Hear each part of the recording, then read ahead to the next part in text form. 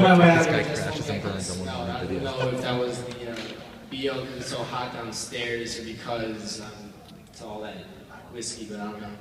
I just want, as you saw in the video, I just want to get out of the way. I am kind of a ginger. Shut up, Corey. So I did happen to trim my beard before I came here, though. I looked down the sink and I felt like I had a red ant problem down in my sink. So if you go out tonight, whether it's Bluebird after the show or whether it's Roy's or Sports, make sure you get a Whiskey Ginger Mitch. And start making that a thing. Coming to the show though, I love how material kind of just falls out of the sky. I was on my way here, walked past the Union, and over by the gazebo, there's a nice little wedding going on. No one was in tuxes though, that was great. It's business casual, so I kind of like that. Not very serious. And then there was also, as I was walking here, there were two dogs. This lady's walking two of her dogs over by the church on Kirkwood, and like for whatever reason, the dog goes to the side and decides it's got to take a poop. And his friend decided he's going to go up right behind it and like just start eating its poop out of its butt. So like, you tell me which was the act of love, the wedding or the dog eating his friend's poop out of his, like. This guy's awesome. You can't tell me the wedding was an act of love in that situation. But speaking of weddings, I have a number of friends who've gotten engaged over the last 6-7 months. Like 21, 22 years old, and they're already getting engaged, and I don't really understand. Not that I have a problem with marriage, but they're obviously not looking at the stats at all. Like, I mean. Greater, like, there's divorce rate in this country. Like, if I told you that if you went parachuting, there's a greater than 50% chance that your chute's not gonna open if you're skydiving, you're probably not gonna go. Like, God.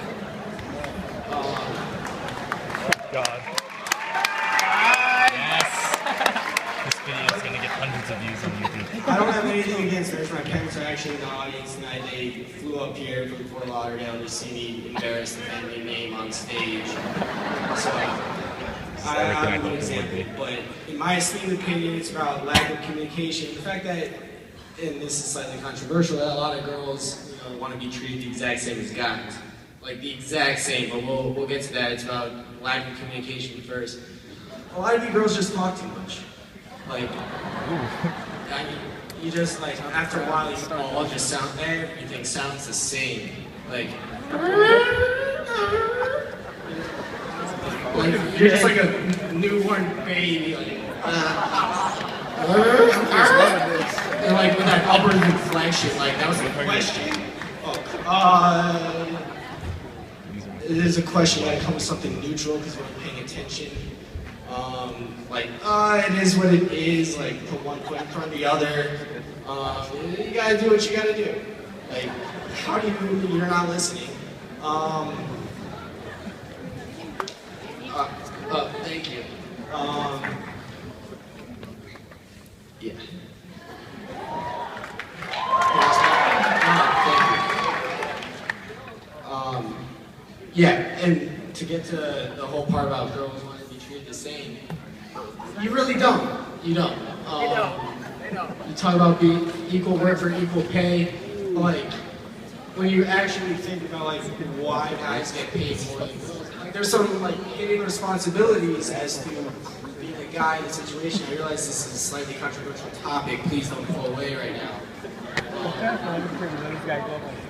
For instance, if there's another Titanic, like for whatever reason, I'm stuck on the boat and you all get to leave with the kids. That's not very fair. If there's a bump in the night, like I'm the one who has to go downstairs and check to see if there's an axe murderer like downstairs. Like you all stay in bed. Like I'm the one putting myself in danger.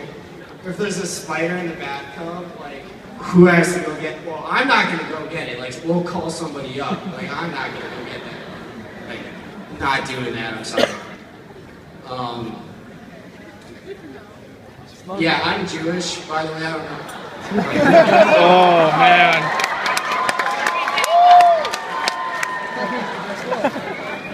But before coming to Indiana, like I grew up like in a community, a lot of people, like I was around a lot of Jewish people. I come to IU, and there were people I met that had never met another Jewish person before. So they were kind of surprised, like, oh, you're Jewish? Like, yeah, I'm Jewish, like, not that big of a deal. And they were surprised, like, some of them like either didn't think I was Jewish because maybe I didn't fit the stereotype. Who's talking over there? Please stop talking while I'm up here, thank you. Oh my god, dude, this is Thank you. Yeah, like, they didn't think it either, I don't know why they didn't think I was Jewish. Like, seriously, who the hell is talking over there? Shut up. My goodness, thank you. I can't curse, otherwise we have a different situation. Yeah, like they were surprised I didn't have horns, which, like, I realized like Jewish people with horns, it's like kind of a stereotype, I don't know. We actually get that taken care of during our circumcision. That's one of the two. Like, we get both of our heads snipped that day. Right, Dad? Yeah, I'm just including my dad in a penis joke revolving around my circumcision. Like,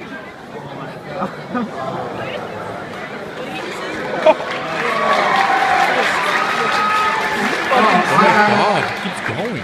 last joke.